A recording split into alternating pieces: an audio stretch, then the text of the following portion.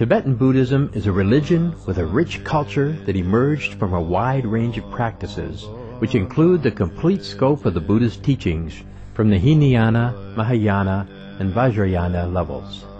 Different groups belonging to Tibetan Buddhism include the Nyingmapa, founded by Padmasambhava, Kagyupa, founded by Tilopa, Sakyapa, founded by Gongchuk Gyalpo and his son Gunga Ninpo, and Gelugpa, founded by Song Kappa Lobsang Drakpa.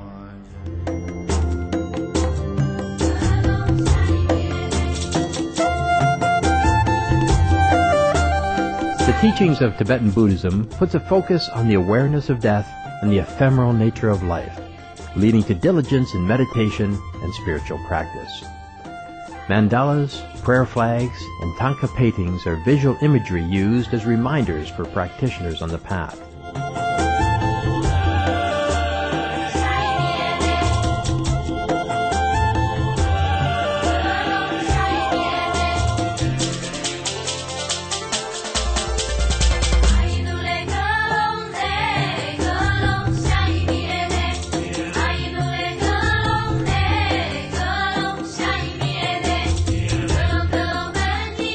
One of the renowned masters of this religion is Milarepa.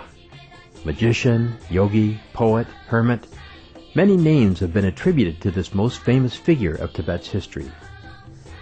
This Himalayan saint lived from 1052 to 1135, and his story of personal redemption has continued to be an inspiration to many generations.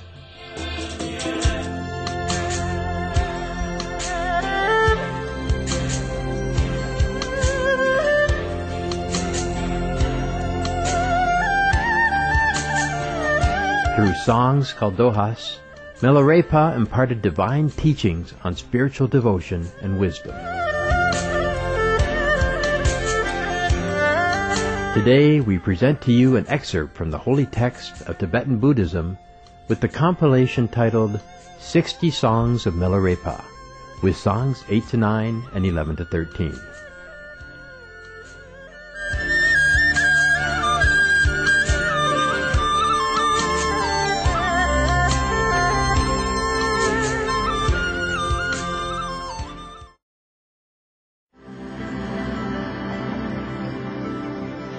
Song 8. A yogi who had great faith in Milarepa came with other patrons, bringing copious offerings, and they asked Milarepa how he had managed to undergo the trials of his probationship and had exerted himself. Milarepa answered with, The 6 resolutions. When one has lost interest in this world, his faith and longing for the Dharma is confirmed. To relinquish one's home ties is very hard. Only by leaving one's native land can one be immune from anger. It is hard to conquer burning passions towards relatives and close friends. The best way to quench them is to break all associations. One never feels that one is rich enough. Contented, he should wear humble cotton clothes. He may thus conquer much desire and craving. It is hard to avoid worldly attractions. By adhering to humbleness, longing for vain glory is subdued. It is hard to conquer pride and egotism, so, like the animals, live in the mountains. My dear and faithful patrons, such is the real understanding that stems from perseverance. I wish you all to practice deeds that are meaningful and amass all merits.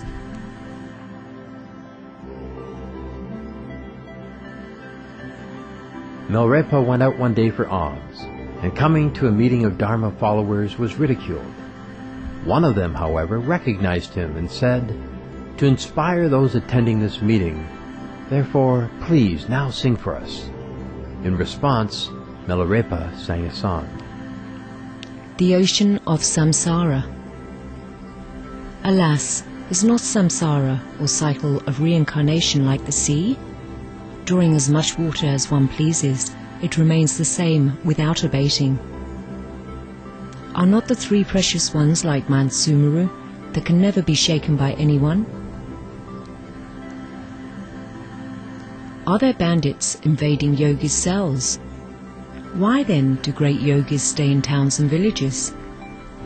Are not people craving for rebirth and bardo, or state of existence between death and rebirth? Why then do they cling so much to their disciples? Are woolen clothes in the next life more expensive?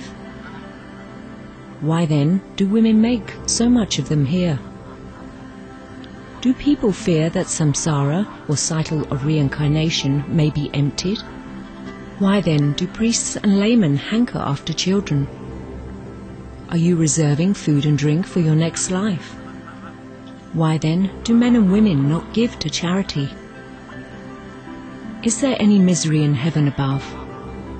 Why then do so few plan to go there? Is there any joy below in hell? Why then do so many prepare to visit there? Do you not know that all sufferings and lower realms are the result of sins?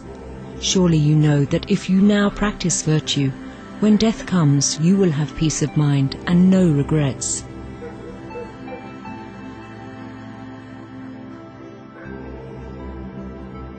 Traveling with his disciples, Milarepa came to Dinri-Namar, where he inquired for the name of the outstanding patron.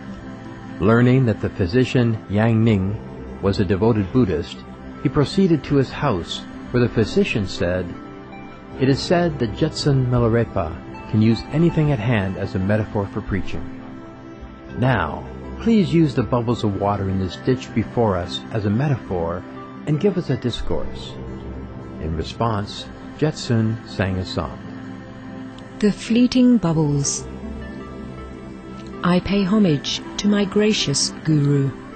Pray make everyone here think of the Dharma. As he said once, like bubbles is this life, transient and fleeting.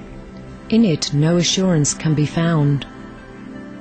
A layman's life is like a thief who sneaks into an empty house. Know you not the folly of it?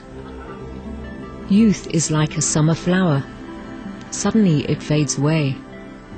Old age is like a fire spreading through the fields. Suddenly 'tis at your heels. The Buddha once said, "Birth and death are like sunrise and sunset. Now come, now go." Sickness is like a little bird wounded by a sling. Know you not health and strength will in time desert you? Death is like an oil-dry lamp after its last flicker. Nothing, I assure you, in this world is permanent. Evil karma is like a waterfall, which I have never seen flow upward. A sinful man is like a poisonous tree. If you lean on it, you will injured be. Transgressors are like frost-bitten peas. Like spoiled fat, they ruin everything. Dharma-practitioners are like peasants in the field. With caution and vigor, they will be successful. The Guru is like medicine and nectar. Relying on him, one will win success. Discipline is like a watchman's tower. Observing it, one will attain accomplishment. The law of karma is like Samsara's cycle of reincarnation wheel. Whoever breaks it will suffer a great loss. Samsara, cycle of reincarnation, is like a poisonous thorn in the flesh. If not pulled out, the poison will increase and spread. The coming of death is like the shadow of a tree at sunset. It runs fast and none can halt it. When that time comes, what else can help but Holy Dharma? Though Dharma is the fount of victory, those who aspire to it are rare. Scores of men are tangled in the miseries of Samsara, cycle of reincarnation. Into this misfortune born, they strive by plunder and theft for gain. He who talks on Dharma with elation is inspired, but when a task is set him, he is wrecked and lost. Dear patrons, do not talk too much, but practice the Holy Dharma.